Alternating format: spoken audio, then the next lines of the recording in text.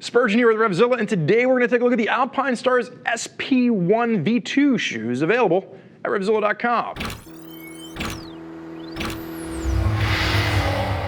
So what you're going to see on the table is the version 2 of the SP-1 riding shoes from Alpinestars, and we've got it in two different flavors. There's the non-vented version as well as the vented version over on my left-hand side, and we have the old SP-1s on the table as well, so we can break down the differences between the outgoing SP-1s and the incoming V2s.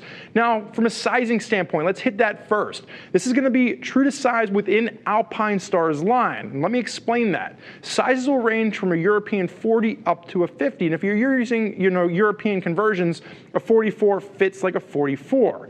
But the one thing to note, and this is pretty much true across all Alpinestars boots, is that if you're looking at their American size, you need to size down one size. So if you're typically a 10.5 in your regular shoes, you want to size down to a 9.5 for this particular shoe. Just keep that in mind. But if you know that you're a 9.5 across Alpinestars boots that you already own, you're going to be a 9.5 in this one as well. So just, kind of use that as your deciphering code, if you will, for figuring out the fitment for this particular pair of shoes. Now, there are 3 different colors available, and if you are looking within Alpinestars line, you're thinking, man, that's a nice riding shoe, but I want something a little bit more aggressive. That's where you'd be looking at the SMX S boot. You're gonna get more protection, and you're gonna bump yourself to a full height riding boot. Now, this is gonna come in around the $200 price point, so you're not gonna see a price change over the SP-1, which is great, because you're getting refinement to this shoe. It's not a completely brand new design.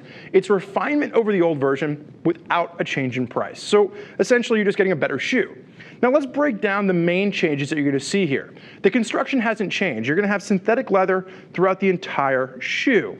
If you look at this side by side with the outgoing SP-1s, the first thing you're going to notice is all that fake carbon fiber print on the inside, the medial side of the shoe, it's gone. Now that's a love it or hate it feature. Personally, I had a pair of these. I never liked the look of this fake carbon on the inside, so I like the fact that they've gotten rid of it, but that's going to be independent to taste.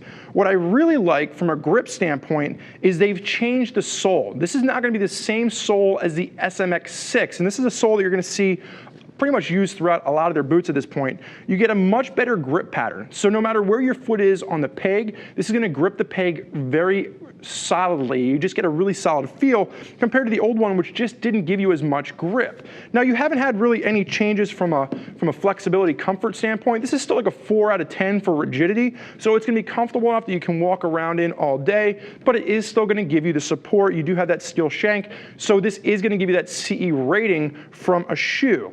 Now, if you take a look at this from the lateral side, you will notice the TPR has been reduced a little bit at the very front right side of your boot, where typically you'd have a toe slider on a more aggressive race boot. What this does is it still gives you a little bit of extra reinforcement in case you're dragging the outside of the front of the boot, but you have more comfort there. So it doesn't work its way all the way back, it just gives you a better range of motion, and it doesn't feel like it's binding up. You're still gonna have reinforcements at the toe as well as the heel. If we move around to the back of the heel, the main thing you'll notice from a heel change is the fact that the reflectivity has moved up a little bit. Now, the one concern you might have here that I would say is that if you are wearing a pair of riding jeans or riding pants, you might cover that pop of reflectivity now. So the fact that they moved it up higher is gonna be fine as long as your pants are cuffed to the point where you're not covering that little bit of reflectivity. The other things is just, kind of just style changes. You have more TPR running down the lateral side of this. You are still gonna have the same height to this, about 8 inches in height.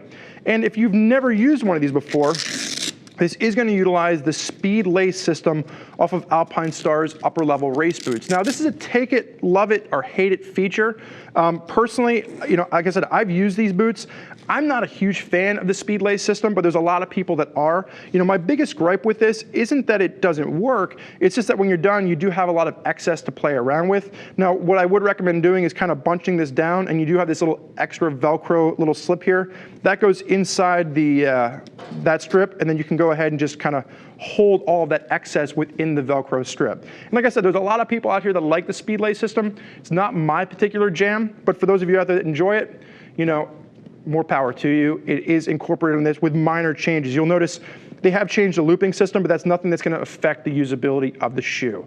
So like I said from the get-go, what you're getting is pretty much the same boot for the same price, but with refinement put in here. And even if you were just looking, even if they would have only changed the sole, even if that was the only thing you were seeing here, that would have been enough refinement for me just to justify the fact that they've changed something. I think the grip on this is probably my favorite feature to the new shoe. Now, if you want to hear more about what other riders have to say, now would be the time to go ahead and click the info button on your desktop or mobile device, which will allow you to read other rider reviews from folks that are already out there putting the SP-1 V2s through their paces. Or if you want to talk to one of our gear geeks and hash out some of the other boot options available for you, you can always give them a shout, 877-792-9455, or simply shoot over an email to cs@RevZilla.com.